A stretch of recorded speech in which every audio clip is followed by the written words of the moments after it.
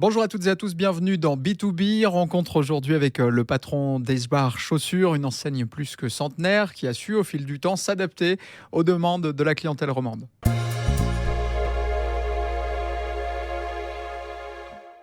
Bonjour Sébastien Esbar. Bonjour. Merci d'être avec nous. Votre groupe a amorcé son virage digital en 2010 avec une première acquisition, un site de vente en ligne, Koala, un site concurrent que vous avez continué d'ailleurs à développer. Pour les PME dans le commerce de détail aujourd'hui, la boutique physique, est-ce que c'est un fardeau dont il faut se séparer le plus vite possible? Au contraire, est-ce que c'est un atout remarquable que les géants d'Internet n'ont pas? Je crois que c'est un atout remarquable que les gens d'Internet n'ont pas. Et puis Internet pour les boutiques physiques, à l'inverse, c'est vraiment cette bulle d'oxygène qui permet de faire voir son assortiment, d'accroître sa visibilité et puis d'accroître ses ventes tout simplement. Donc vous croyez dans les années à venir à un système hybride? Je crois profondément à un système hybride. Je crois moins au système qui serait uniquement focalisé sur l'online. Je pense qu'on a besoin de toucher un produit, on a besoin de se faire conseiller et on a besoin de contacts sociaux. Je pense que la dernière année 2020 l'a clairement prouvé. Vous avez continué d'investir dans des boutiques physiques avec la création d'une nouvelle boutique l'an passé. Bon, il y a eu le coronavirus, ça a été un petit peu compliqué. Les ventes en ligne ont décollé. Vous avez fait x2. Est-ce que c'était pas finalement un bon crash test pour voir ce qui n'allait pas dans le e-commerce pour la suite du développement? Puisqu'on en a 5 en réalité avec les différentes langues entre koala.ch et eshbarchaussures.ch. Ce sont des sites qui fonctionnent très bien, mais on voit tout de suite ce qu'on peut améliorer. Et c'est vrai que le crash test, bon, de la fermeture des magasins, on s'en serait évidemment bien passé, parce que ça c'est un crash test grandeur gigantesque. Mais le crash test pour les sites était profondément enrichissant pour nous. Ça nous a permis de voir ce qu'on pouvait améliorer. Et d'ailleurs, on prévoit des nouvelles relances de ces sites dès le printemps 2021. On reviendra sur le digital, évidemment, on aura l'occasion d'en reparler. Déjà, les commerces physiques, comment s'est passée cette crise du Covid pour le groupe Eshbar? Bon, à Genève, on a une chance assez remarquable de pouvoir fermer 18 semaines sur 52. Donc ça fait une baisse en réalité de 35%. On a un chiffre d'affaires qui, heureusement, c'est un peu mieux maintenu que ça.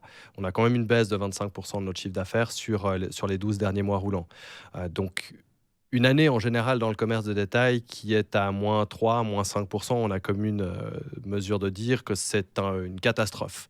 Parce qu'on a acheté de la marchandise pour pouvoir réaliser un chiffre d'affaires stable. Là, de faire un chiffre d'affaires en baisse de 25%, c'est évidemment une grosse perte pour toutes les entreprises du commerce de détail et la nôtre en particulier aussi. Quand les magasins sont fermés, que deviennent les stocks de chaussures qui existent, qui sont là? Alors si, par, bonheur existe un site e-commerce, on a la chance de les vendre, parfois de les brader, parfois, de continuer à communiquer avec notre base, en prévision d'une réouverture prochaine. Maintenant, on n'a pas la capacité avec un site e-commerce qui, pour nous, représente en temps moyen entre 12 et 15% du chiffre d'affaires global de l'entreprise, de tout à coup compenser 100% du chiffre d'affaires de 15 magasins. Donc ces stocks-là dorment, vont devoir être proposés à la clientèle l'année d'après, mais souvent avec des prix baissés. Et il y a donc une dépréciation de stock. Cette dépréciation de stock, c'est la haine des commerçants en temps normal. Et là, évidemment, en période de Covid, c'est la préoccupation majeure. Les magasins ont rouvert la semaine dernière. Comment s'est passée cette réouverture? Est-ce que les clients étaient au rendez-vous? Oui, ils étaient au rendez-vous. On est sur un mois de mars, donc un mois de nouveau départ avec des nouvelles collections. C'est un très bon démarrage pour nous et on voit le monde effectivement dans les différentes villes qui est en train de revenir. Il ne faut pas oublier qu'on a encore une obligation du télétravail en Suisse qui pèse très directement sur la fréquentation des magasins. Eshbar est plus que centenaire, création 1904. Est-ce que c'est la plus grosse crise que l'entreprise a dû traverser ou est-ce qu'il y en a eu d'autres par le passé? Alors, on a forcément un manque de recul par rapport à la crise qu'on vient de vivre et qu'on n'a même pas encore traversée. Donc évidemment, on va dire maintenant, dans l'instant, qu'il s'agit de la plus grosse crise. Il est clair que quand mon arrière-grand-père devait affronter la Première Guerre mondiale, comme mes grands-parents devaient affronter la Deuxième Guerre mondiale, on était aussi dans des grandes crises. Ce qui est nouveau pour nous, c'est que c'était les premiers jours de fermeture obligatoire. On n'avait jamais dû fermer pendant la Première Guerre, jamais dû fermer pendant la Deuxième Guerre. Donc ça, c'est tout à fait nouveau. Évidemment, le niveau moyen des gens au sortir de la Deuxième Guerre mondiale en termes de capacité d'achat n'était pas le même. Donc c'est difficile de comparer les époques. Je crois que là, on manque complètement de distance sur cette pandémie. Ce qui est certain, c'est que c'était les premières fois où on avait à fermer les magasins. En termes de gestion de la crise, est-ce que vous avez des remarques à faire sur la politique à adopter le Conseil fédéral, le canton de Genève? C'est difficile de faire des remarques. Je pense qu'ils sont très sollicités, évidemment. Tout le monde veut de l'aide ou tout le monde veut des indemnisations, peu importe, à mon avis, le terme que vous utilisez. Ce qu'on peut voir néanmoins, c'est qu'on a parfois une certaine incompréhension de nos métiers. Je pense que le métier du restaurateur n'est pas le même que le métier de l'intermittent du spectacle ou que le métier de l'acteur culturel ou du commerçant. Et ça, c'est difficile, puisque finalement, en politique, on doit pouvoir comprendre toutes ces facettes-là, et on n'a pas forcément l'impression, je parlais de dépréciation de stock, que les politiciens, qu'ils soient fédéraux, cantonaux ou communaux, aient véritablement saisi ce point-là pour les commerces. Il est de notre devoir en tant que commerçant de faire savoir finalement quels sont les gros risques pour notre industrie. Et c'est ce que nous faisons en ce moment même. Sébastien Echbar, vous faites partie de la quatrième génération, on en parlait tout à l'heure, génération Echbar, hein, le magasin fondé le premier en 1904. Vous êtes diplômé d'HEC Lausanne, vous avez fait vos armes chez Nestlé. Est-ce que c'était une évidence pour vous de revenir dans le groupe familial plus tard? Non, ça, ça ne l'était pas du tout. J'avais commencé ma carrière effectivement chez Nestlé, pensant que cette carrière m'emmènerait vers d'autres cieux. Et puis, alors que j'étais chez Nestlé, j'ai pu fêter le centième anniversaire de l'entreprise, avec la famille évidemment, mais surtout avec les collaborateurs de l'entreprise. C'est une expérience qui me marque encore maintenant. Et c'est probablement ce tour en bateau qu'on avait organisé pour le centième anniversaire de l'entreprise qui m'a fait comprendre que je rentrerai un jour dans l'entreprise familiale. Avant retourner chez Echbar Nestlé, quel souvenir vous gardez de cette expérience? Alors, une super expérience, évidemment très formateur, mais je crois que c'est un peu ce qu'on dit de manière parfois un peu bateau. Mais c'est une expérience assez géniale dans un groupe qui était effectivement une multinationale. Mais là, on travaillait sur des produits qui étaient très locaux. On travaillait sur des produits comme Caillé, par exemple, qui est une marque profondément locale.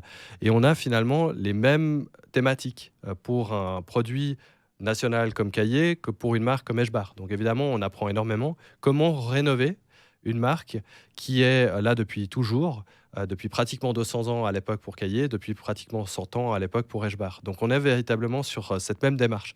Comment ne pas offusquer notre propre clientèle qui nous a été fidèle, comment lui être loyal, tout en accélérant finalement la transformation, notamment numérique, de la société. C'est des vraies questions et c'est des questions que j'avais pu déjà toucher chez Nestlé à l'époque. Vous arrivez donc dans l'entreprise familiale, fort de cette expérience-là. Comment ça s'est passé? Bah, très bien. Forcément, on arrive avec beaucoup de jeunesse, peut-être un peu trop de fougue. Donc, on n'a pas forcément ce recul nécessaire. On doit apprendre le métier. J'avais la chance de travailler plusieurs fois pendant mes études chez Eshbar, donc je connaissais déjà l'environnement. Mais on a effectivement le temps de l'apprentissage qui est nécessaire, le temps de la compréhension aussi. Et ça, forcément, pour quelqu'un qui arrive avec un peu d'entrain, il faut apprendre la patience. Mais ça, c'est une vertu qui est cardinale de toute façon pour la transformation d'une entreprise et pour la conduite d'une entreprise, tout simplement. Le grand virage, c'était le digital 2010. C'est vous qui l'avez amorcé? Bon, c'était un virage euh, sur lequel beaucoup de questions étaient posées. Dans le cadre d'une entreprise centenaire, on avait déjà fait de la livraison à domicile dans les années 50, dans les années 60. Donc finalement, la livraison et le fait de pouvoir toucher son client où qu'il soit est un virage qu'on avait déjà amorcé. La réalité de 2010 a été un peu différente. Euh, Moi, lorsque j'arrive en 2008 dans l'entreprise, je vois surtout que des nouveaux géants comme Zappos, comme Amazon, perdent de l'argent. Et perdent de l'argent depuis plus de 10 ans. Donc finalement, c'est assez facile de ne pas lancer un e-commerce à l'époque. On s'est convaincu de lancer un e-commerce à l'époque, presque plus pour voir. C'était presque plus un pari en se disant, bon, on n'est pas les premiers à le faire. Il y a des purs players, donc des e-commerçants qui ne font que ça. On va aller voir ce qui se passe sur ce marché et on va essayer d'acquérir une expertise. Je pense qu'aujourd'hui, on peut être satisfait de ce virage-là, même si évidemment, cette transformation digitale, avant tout une transformation culturelle, hein, c'est vraiment dans l'état d'esprit des gens, dans l'état d'esprit du personnel de vente, par exemple, ça prend un temps et ce temps-là est nécessaire pour arriver vraiment à une culture digitale ou omnicanale en tout cas. Au départ, c'était plutôt les boutiques physiques qui drainaient quelques passants sur les plateformes digitales. Aujourd'hui, est-ce qu'on a complètement inversé cette tendance ou pas encore? Oui, on a complètement inversé cette tendance. On a des études qui nous montrent que 80 à 85% des consommateurs préparent leurs achats sur Internet avant de venir en point de vente. On se renseigne avant. Et quand on s'est renseigné, forcément, on arrive en boutique face à un collaborateur du magasin dans lequel on se trouve et on est mieux renseigné que lui. Donc le vrai défi pour nous, c'est de former encore mieux nos équipes, mais c'est aussi de leur donner des outils digitaux pour comprendre finalement ce qu'ils peuvent proposer en plus grâce à ces outils à une clientèle qui est extrêmement exigeante. Est-ce qu'on a maintenant un modèle de e-commerce qui aboutit, qui va se stabiliser, ou est-ce qu'on doit s'attendre à un développement avec de nouveaux rebondissements dans les 10-15 prochaines années? Je crois qu'on est sur une courbe d'apprentissage du digital et cette courbe est exponentielle. Pardon. Je ne pense pas qu'on soit à la fin de l'e-commerce, ou alors si on est à la fin de l'e-commerce, on passe déjà à la chose d'après. Et cette chose d'après pourrait être, par exemple, d'avoir de plus en plus de reconnaissance de vos besoins, mais également de passer par des assistants digitaux, pourquoi pas. On peut s'imaginer plein de choses qu'on ne connaît pas forcément maintenant, mais il est évident qu'un commerçant qui se mettrait maintenant à l'e-commerce 2.0 aurait finalement déjà une prise de retard par rapport à la prochaine chose. Que sera cette prochaine chose? Il est difficile de le dire aujourd'hui, mais il faut déjà se préparer, à mon avis, à une évolution constante des moyens de consommation. On a encore aujourd'hui des petites entreprises qui ne sont pas entièrement digitalisées. Quels conseils vous donneriez à ces entreprises-là, la grosse erreur à éviter quand on se lance là-dedans? Ça coûte cher quand on le fait soi-même, et il faut être prêt à investir sur la durée.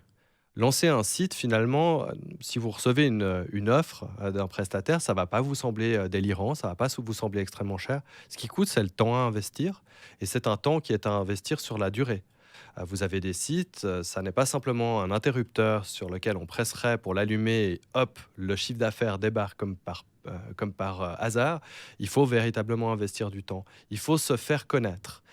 Et se faire connaître en tant que petite boutique spécialisée, c'est une grande force. Parce que déjà, vous avez une proximité avec vos clients que vous avez réussi à développer. Et il faut se servir de cette force-là, de la façon dont vos contacts se laissent séduire par votre offre pour essayer de séduire plus largement, peut-être même à l'export, sur d'autres marchés. Et je pense qu'il y a de grandes capacités de commerce. L'e-commerce est un autre métier qu'il faut pouvoir aussi appréhender. Donc Ça ne pas passe. se lancer tête baissée, y aller aussi avec un minimum de persistance. Je pense qu'il faut être un peu opiniâtre finalement quand on se lance dans l'e-commerce. Finalement, le nerf de la guerre, c'est le data. Comment est-ce qu'on fait? On l'analyse en l'interne? On sous-traite? Je crois pas. Je crois qu'on doit pouvoir analyser sa donnée à l'interne. Je crois que les commerçants le font déjà depuis très très longtemps. Beaucoup ont des cartes de fidélité, même papier. C'est pas un problème d'avoir une carte de fidélité papier. Ils connaissent leur clientèle extrêmement bien. Et cette clientèle-là, ils peuvent l'analyser, ils peuvent savoir ce que proposer online. Je pense que le data est effectivement la prochaine guerre. Il faudrait pouvoir digitaliser des systèmes de fidélisation en tout cas. Il faudrait pouvoir être sur Facebook et sur Instagram pour apprendre finalement des visiteurs également. Et évidemment, idéalement, présenter tout son assortiment pour pouvoir récolter de la data, pour pouvoir savoir comment acheter pour la saison d'après, qu'est-ce qui va plaire, et puis finalement, comment toucher son client sur ces quelques centimètres qui manquent de fibre optique, on va dire ça comme ça. Sébastien Echbar, vous êtes également cofondateur de Genève Avenue, une plateforme digitale qui donne accès à un grand nombre d'enseignes genevoises. Par les temps qui courent, c'est une plateforme qui a carrément pris une dimension sociale. Oui, effectivement, c'est une plateforme qui a été lancée en 2018, qui a été fondée sur un principe. En gros, un produit qui n'est pas disponible en ligne, à un moment donné, il va devenir invisible. On a de moins en moins de trafic dans les magasins, les centres-villes sont de plus en plus inaccessibles, malheureusement. Et puis on a une clientèle qui a d'autres habitudes d'achat, qui consomme ou qui prépare en tout cas ses achats de plus en plus sur Internet. Donc ça devenait effectivement urgent d'agir. Et à notre niveau, à notre petit niveau, on a décidé de lancer une place de marché pour les commerçants locaux pour pouvoir accéder à cette digitalisation. Et là, effectivement, en temps de pandémie, malheureusement, on n'avait pas envie en tant que commerçant de cette pandémie, mais heureusement existait un certain nombre de possibilités de livraison, un certain nombre de possibilités de se faire voir, que ce soit Genève Avenue ou évidemment d'autres plateformes. Donc là, en effet, récemment, depuis la pandémie, on a presque quasiment pris une dimension sociale pour aider certains commerces. Avec des bons justement d'achat sous forme d'aide pour les commerçants. Est-ce que l'État lui-même vous a soutenu dans cette démarche d'aide aux commerçants? Alors, La ville de Genève a eu une démarche que je considère comme fantastique. C'était probablement la plus grosse aide que les commerçants genevois aient reçue depuis 12 mois pratiquement. C'était le lancement des bons solidaires avec un financement de ces bons à hauteur de 20 ou 33 Et c'est notre plateforme qui a eu la chance d'abriter ces bons. C'est quelque chose qu'on avait développé en commun pour pouvoir vendre des bons de près de 600 enseignes sur un peu moins de 3 mois. C'est des chiffres assez considérables. On a pu vendre pour 24 millions de chiffres d'affaires pour les commerçants et pour la plateforme, mais surtout, je dirais très personnellement, c'est quelque chose qui me tenait à cœur, c'est de faire quelque chose à ma modeste mesure. Et grâce à la ville de Genève, grâce à son soutien extraordinaire, on a pu développer cette belle histoire, je pense, qui a duré 2 mois et demi. L'idée de Genève Avenue, quand on arrive sur le site, c'est justement de se balader comme on pourrait le faire dans les rues de Genève et d'y retrouver les commerçants. Est-ce que ça a été facile de les convaincre de participer à cette démarche? Est-ce qu'ils étaient plutôt réfractaires ou au contraire, c'était vraiment la solution qu'ils attendaient? Non, ça n'a pas été facile de convaincre des commerçants parce qu'on doit venir avec des bons arguments. Déjà des bons arguments concernant le digital, comment évolue le comportement du consommateur et comment évolue finalement le trafic dans une boutique en particulier. Quelle aide peut fournir finalement le digital à un commerçant? Donc c'est un travail qui prend évidemment beaucoup de temps. On a des équipes dédiées pour ça qui tournent à plein régime dans la ville pour aller justement rendre visite à des commerçants. Je dirais qu'aujourd'hui, le visage du commerce à Genève a quand même un peu changé. On est beaucoup plus près justement de ces problématiques-là. On est prêt à les accepter, on les accueille plutôt favorablement et on est prêt à se lancer. Aujourd'hui, on a une liste d'attente pour intégrer des catalogues de commerçants sur genèveavenue.ch qui est assez importante. On n'arrive pas forcément à traiter toutes les demandes, on s'en excuse, on fait vraiment notre maximum pour renforcer les équipes. Ça va presque un petit peu plus vite que nous, mais c'est important de continuer cette digitalisation pour les commerces. Sur cette plateforme, on trouve de tout. Qu'est-ce qui est le plus prisé par le public? Bon, alors au début, malheureusement, je dirais le papier toilette. En mars Évidemment. 2020, évidemment, le Cenovis, le miel, l'huile, ce genre de produits était évidemment très prisé. Mais une fois qu'on est sorti de cette en quelque sorte de cette psychose, en tout cas de cette peur que les gens avaient des ruptures de stock. Ils voyaient des ruptures de stock, en tout cas à la télévision de grands supermarchés Orange qu'on connaît en Suisse. Alors évidemment, ça a favorisé ces achats-là. Depuis lors, après les ventes de Pâques, donc de chocolat, on est passé sur une consommation très variée entre de la nourriture, de l'alimentation, évidemment, d'une part, parce que c'est ce qui est prisé beaucoup, mais beaucoup également d'articles de mode, de décoration, de petits cadeaux. Et puis plus récemment, des bons pour Noël, pour offrir à du personnel des hôpitaux, par exemple, ou de différentes associations. On a également pas mal d'objets à forte valeur ajoutée, comme des bijoux notamment.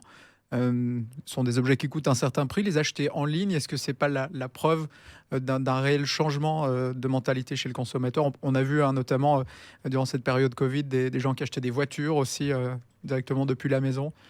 Je crois qu'on est prêt. Un des meilleurs exemples, c'est le site Tesla. Vous pouvez pratiquement pas acheter votre véhicule chez un concessionnaire parce qu'il n'y a pas des concessionnaires Tesla partout. Donc Genève Avenue ne vend pas encore de Tesla, mais on vend effectivement des bijoux à forte valeur ajoutée.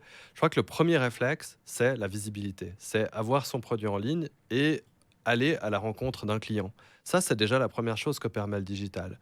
Ensuite, c'est préparer cet achat et enfin, éventuellement convertir soit en magasin, soit directement sur le site Genève Avenue. En ce qui nous concerne en tant que plateforme, ça nous est égal. On veut juste être utile et créer ce point de rencontre entre le consommateur d'une part et puis le produit d'autre part.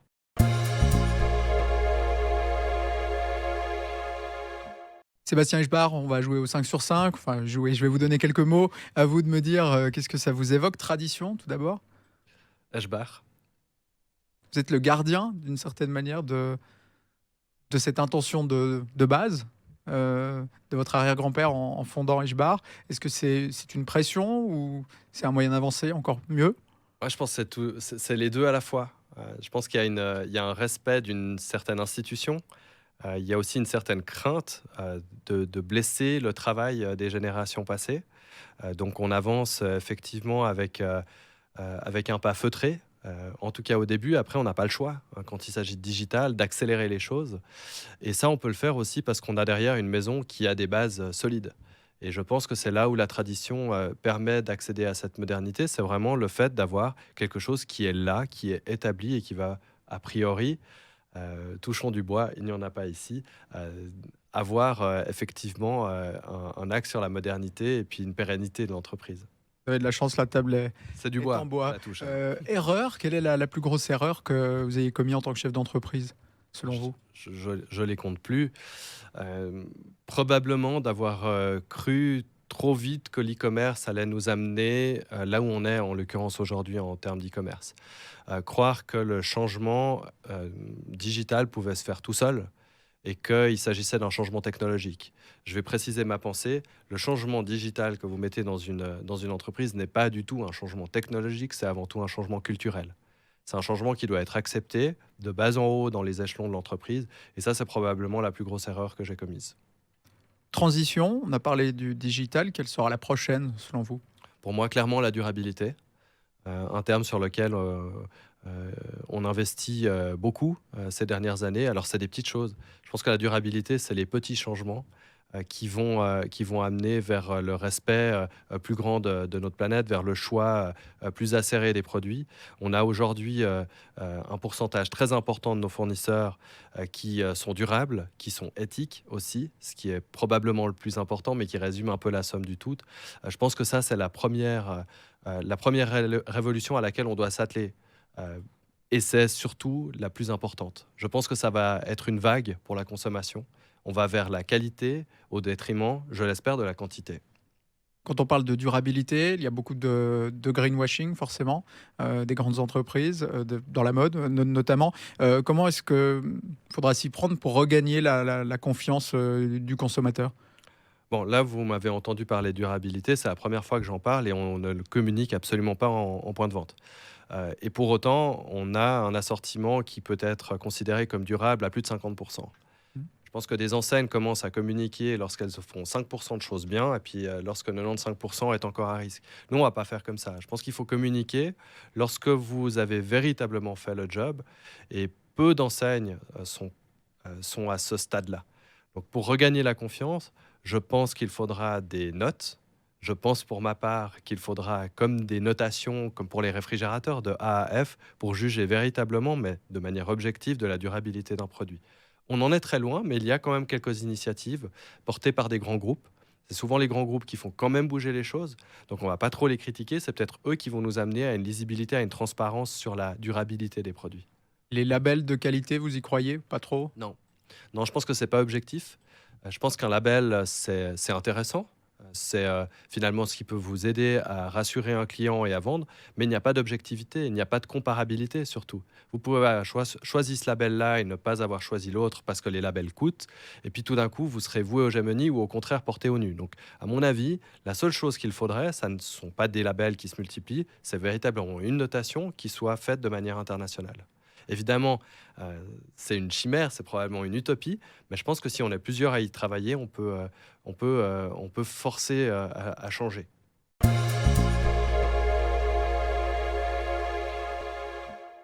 Sébastien Hachbar, bonjour. Bonjour. Donc, est-ce que vos investissements digitaux sont maîtrisés dans la mesure où un acteur international pourrait venir et débarquer en Suisse et donc, on va dire, vous prendre une certaine part de marché? On est sur un marché, le digital, si on est purement là-dessus, qui est en forte croissance. Mais surtout, le digital vient en aide à des commerces physiques. Il permet de créer le lien finalement entre un point de vente physique et également un consommateur. Je pense plus qu'on puisse considérer des investissements dans le digital exclusivement à l'aune du chiffre d'affaires e-commerce. Je pense qu'on est avec une chance, avec des magasins physiques qui peuvent être aidés par le digital. Donc ces investissements doivent aussi servir à ça. Il est clair que quand vous investissez un franc, le franc doit être remboursé avec un délai qui est forcément plus court que le grand acteur international qui, lui, va simplement viser sur une acquisition de volume. Et l'acquisition de volume, évidemment, il peut laisser le temps. Donc évidemment, si on pense à un Amazon, par exemple, ou un Alibaba qui pourrait débarquer en Suisse, on est sur des investissements qui ont déjà été faits, une marque particulièrement connue, mais je pense qu'on peut très très bien se distinguer. On ne doit pas être sous les roues du bulldozer, on doit faire un pas de côté et savoir à quoi on sert en tant que commerce. Et en tant que commerce, on a une marque, une notoriété, en l'occurrence celle d'Eshbar, qu'on peut faire valoir à la fois dans des points de vente physiques et en digital. Donc la création de Genève Avenue était une fin en soi ou une manière de distribuer et de vendre différemment donc les produits du groupe Ashbar? Non, alors Genève Avenue n'a en l'occurrence rien à voir avec, Eshbar. Eshbar n'est qu'un commerçant sur 170, heureusement. Ça serait quand même dramatique d'avoir lancé une place de marché exclusivement pour un commerce que je connais bien. Le but de Genève Avenue, c'est véritablement d'aider à la digitalisation des commerces du canton. On parle du canton de Genève, on ne parle pas uniquement de la ville de Genève. C'est aussi donner une occasion aux consommateurs de voir ce qui peut se faire de mieux au niveau local et de consommer local. On parlait de durabilité plus avant. Pour nous, le consommer local, le consommer en circuit court, c'est évidemment la réponse à ça. C'est évidemment que la réponse ne peut pas être de consommer comme des fous, de faire venir 28 millions de colis, comme c'est le cas avec Zalando, et d'en faire repartir 14 vers l'Allemagne. Même pas en Suisse, vers l'Allemagne, et de ne pas créer un seul poste à plein temps en Suisse, pas un seul poste d'apprentissage en Suisse, et de ne pas soutenir un seul club sportif en Suisse. Ça n'est pas du commerce durable. Le seul commerce durable, c'est le commerce qui sert aux gens, avec une certaine proximité. Donc je pense que Genève Avenue, s'il peut servir à ça, et amener des commerces locaux, traditionnels, à se digitaliser, à lancer leur propre site, à être plus présents vers les réseaux sociaux, eh bien on aura réussi notre pari et on pourra, en l'occurrence, disparaître. Plus tôt, vous évoquiez Tesla. Donc on sait qu'aujourd'hui, on peut acheter une Tesla avec de la crypto-monnaie. Est-ce que demain, on pourra acheter une paire de chaussures ou un service donc sur Genève Avenue avec des crypto-monnaies? Si la crypto-monnaie est locale, pourquoi pas? Si elle renforce le circuit court, comme la monnaie Léman par exemple, pourquoi pas? Je pense qu'on ira plutôt, nous, vers ce genre d'approche que vers une approche où finalement on ne maîtrise pas véritablement la monnaie qui est acceptée. Lorsqu'un paiement est fait sur Genève Avenue, ce paiement va être redistribué quasiment immédiatement aux commerçants. Donc encore faudrait-il que nos 170 commerces acceptent une crypto-monnaie, par exemple le Bitcoin, pour qu'on puisse l'accepter nous-mêmes. Donc ça paraît quand même, à l'heure actuelle, encore un peu compliqué. Merci Sébastien. Merci beaucoup. Merci. Merci beaucoup. Merci de nous avoir suivis. C'est la fin de cet épisode de B2B. On se retrouve la semaine prochaine pour faire de nouvelles rencontres, discuter avec de nouveaux entrepreneurs en Suisse romande. D'ici là, portez-vous bien et à la semaine prochaine.